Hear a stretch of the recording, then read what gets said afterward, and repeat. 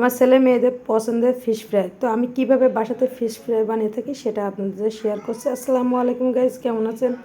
চলে আসছি নতুন একটি ভিডিও নিয়ে। আমি আজ বানাবো কীভাবে ফিশ ফ্রাই করতে। তো এখানে তেলাপিয়া মাছ ভালো করে ধুয়ে পরিষ্কার করে কেটে নিয়েছি, আর এটা কিন্তু বড় সাইজের মাছ। তো আমি এখানে এটা সরে রাখছি। আর এখানে কী কী মশলা আমি দিয়েছি, এখানে জিরা বাটা, আদা রসুন বাটা, হলুদের গুঁড়া নিয়েছি, শুকনো মরিচ নিয়েছি, লবণ, বেসন আর নিয়েছি লেবু। তো এখানে 2 টুকরা লেবু নিয়েছি, যেহেতু মাছ দুইটা একটু লেবুর পরিমাণটা আমি বেশি নিয়েছি। এখন আমি লেবুটা চেপে নিচ্ছি। আর এই ফিশ ফ্রাইটা খেতে কিন্তু খুবই ভালো লাগে, আর এটা কিন্তু বাচ্চারা বেশি পছন্দ করে। তো আমার বাচ্চা যখন তখন বায়না করে আমি এইভাবে ফিশ ফ্রাইটা বানিয়ে দিই। এখন আমি মশলাগুলো ভালো করে মাখিয়ে নিব। তো সব মশলাই কিন্তু একসাথে মাখিয়ে নিচ্ছি। তো দেখতে পাচ্ছেন এইভাবে ফিশ ফ্রাইটা বানালে কিন্তু খেতে বেশি ভালো লাগে। আপনি কিন্তু রেস্টুরেন্টে যেয়ে আর খাওয়া লাগবে না, আপনি বাসাতে এইভাবে ফিশ ফ্রাইটা বানিয়ে খেতে পারেন। এখানে আমি সরিষার তেল দিয়ে নিচ্ছি। তো আমি এখানে দুই চামচ মতো সরিষার তেল দিয়েছি, দিয়ে আমি এটা ভালো করে আবার মাখিয়ে নেব। যেহেতু মশলাটা কিন্তু মাখিয়ে নিলে, আর এটা যদি মাছের গায়ে ভালো করে মেরিনেট করে যদি রেখে দেওয়া হয়, সেক্ষেত্রে কিন্তু ফিশ ফ্রাইটা বেশি টেস্টে খেতেও ভালো লাগে। তো আমি এভাবে মাখিয়ে নিয়েছি। আর যে কেটে নিয়েছি আমি কাটা অংশের ভিতরে কিন্তু সব মশলাগুলো দিয়ে দিচ্ছি, যাতে ভিতরেও মশলাটা যায় আর খেতে বেশি ভালো লাগে।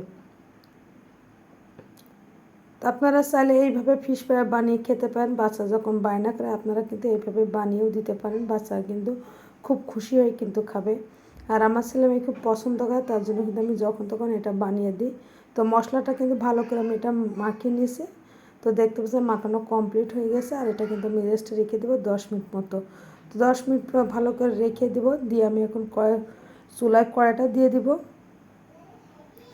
তো কড়াইটা কিন্তু আমার গরম হয়ে গেছে। এরপর যে আমি তেল দিয়ে দেবো। তো পরিমাণ মতো তেল দিয়েছি, যেহেতু এটা ফ্রাই করতে একটু তেলটা বেশি লাগে, আমি সেই পরিমাণ তেলটা দিয়ে দিয়েছি।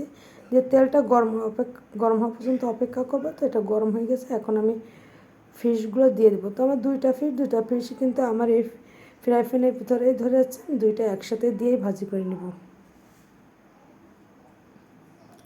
তো এটা কিন্তু আমি কিছুক্ষণ রেখে দেবো, আর এটা লো আছে ফ্রাই করে নিব, যাতে নিচে থেকে পুড়ে না যায়।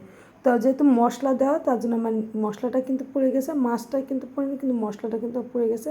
এখন আমি এটা উল্টে দিচ্ছি। তো দেখতে এক পাশ আমার ভালো করে ফ্রাই হয়ে গেছে, আমি অপর পাশে ঠিক একইভাবে ফ্রাইটা করে নেব। তো দুই পাশ একইভাবে ফ্রাই করে একই কালার করে কিন্তু নিতে হবে। আর এটা কিন্তু মচমচাবে, খেতেও ভালো লাগবে।